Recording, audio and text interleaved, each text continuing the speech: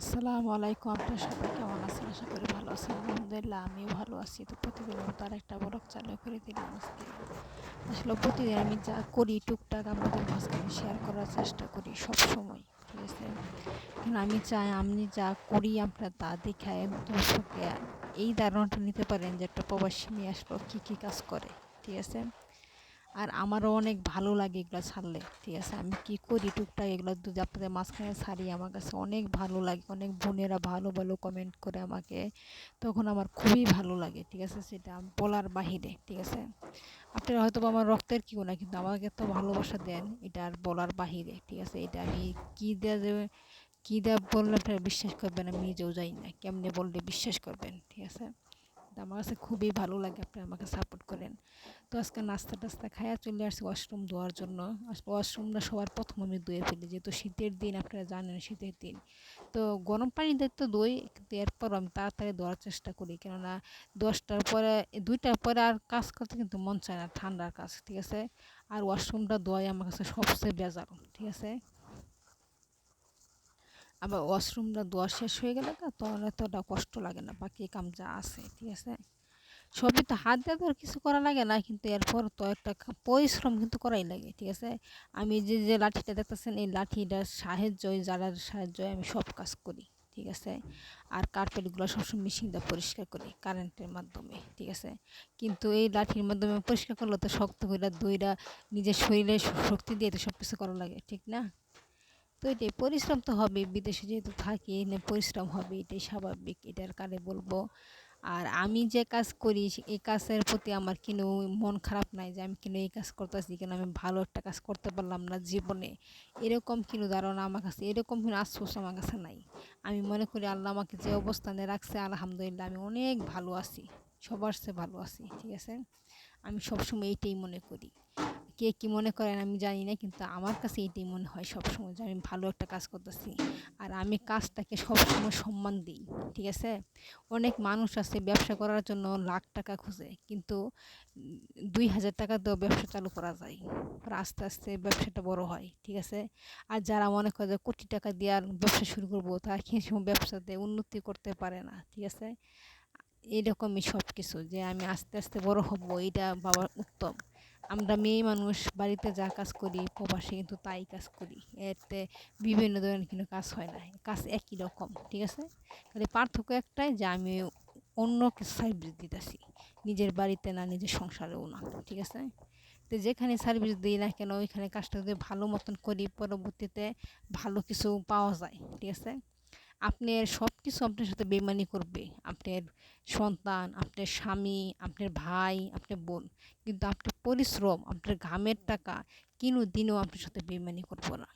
এই যে আমি এখানে কাজ করি, আমার শরীরের ঘামের টাকা কিন্তু কোনো সময় আমার সাথে বেইমানি করব না, ইনশাআল্লাহ।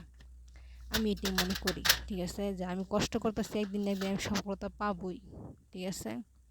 মানুষের জীবনটা এরকম। ঠিক আছে? কেউ হয়তোবা বিদেশে কষ্ট করে, কেউ বাংলাদেশে কষ্ট করে। কিন্তু সব জায়গায় এই কষ্ট কিন্তু অনেক। ঠিক আছে? কাজ মানেই কষ্ট। কেউ বলে যে আমরা প্রবাসী থাকি আমাদের বেশি কষ্ট, বাংলাদেশের মানুষের কষ্ট না। এটা ভুল ধারণা। যারা গার্মেন্টসেও চাকরি করে তাদেরও কষ্ট আছে। ঠিক আছে? কারণ ডিফারেন্স একটাই, আমাদের বেতনটা তাদের বেতনটা হয়তোবা থাকে না। কিন্তু অনেক ছেলেরা আছে প্রবাসে ভালো ইনকাম করতে পারে। এইটাই ডিফারেন্স, আর কিছু না। কিন্তু যারা ইনকাম করে বেশি তাদেরকে মনে করেন না কাজ কম, কাজ কিন্তু কম না, কাজ কিন্তু অনেক বেশি থাকে।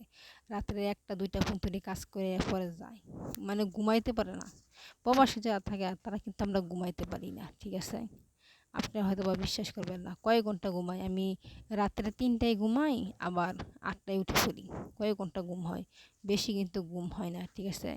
এই যে আমি বয়সটা দিতেছি এখন কিন্তু আমার ঘুমে ২ চোখ বন্ধ হয়ে আসতেছে, কিন্তু এরপর আমি বয়সটা দিব, এটা ছাড়বো, এরপরে আমি ঘুমাবো।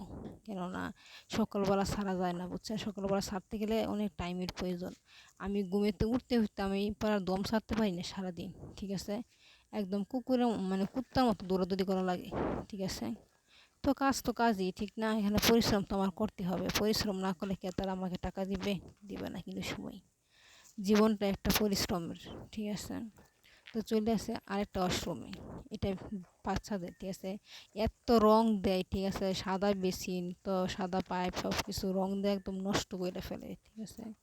এই রং পরিষ্কার করতে আমার 1 ঘন্টা টাইম লাগছে। কি বলবো, কিছু বলার নাই, ঠিক আছে? এটা বলারও নাই, কিছু করারও নাই।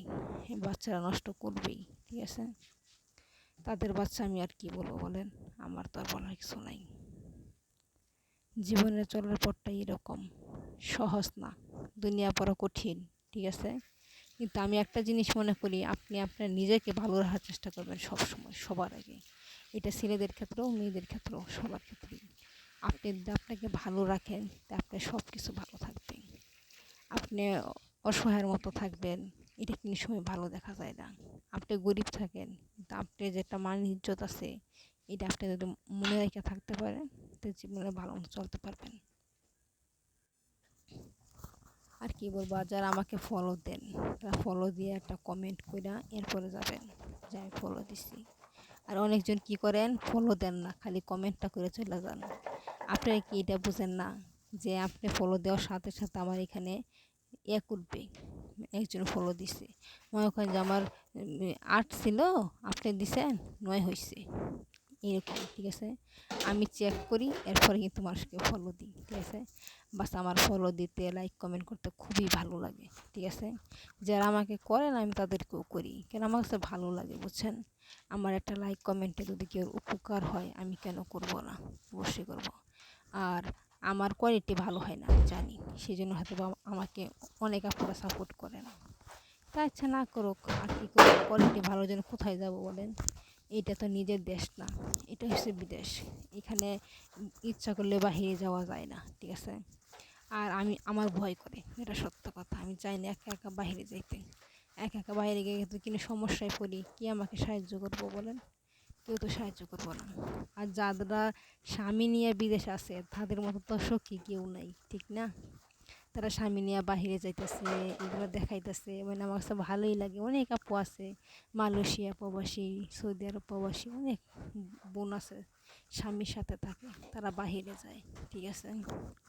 সবার ভাগ্যে সব কিছু জোটে না, ঠিক আছে? কেউর ভাগ্যে স্বামীর আদর জোটে না, আবার কেউর ভাগ্যে বউর আদর জোটে না, ঠিক আছে?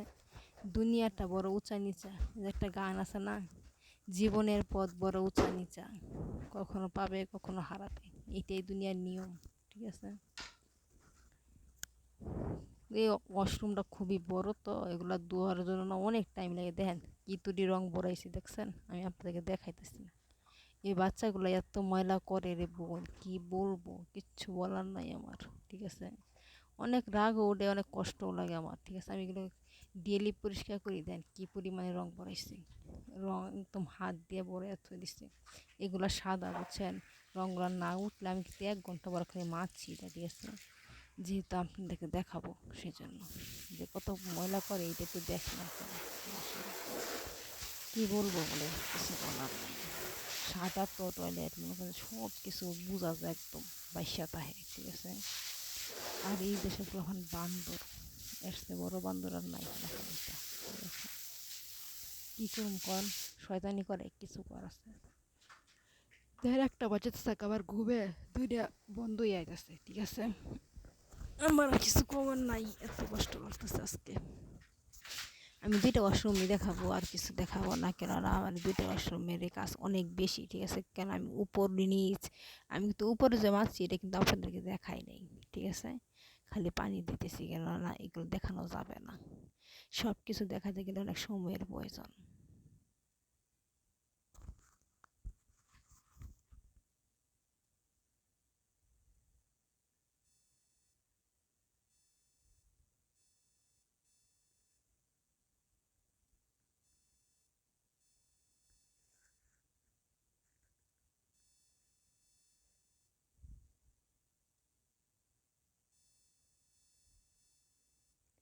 এটি আর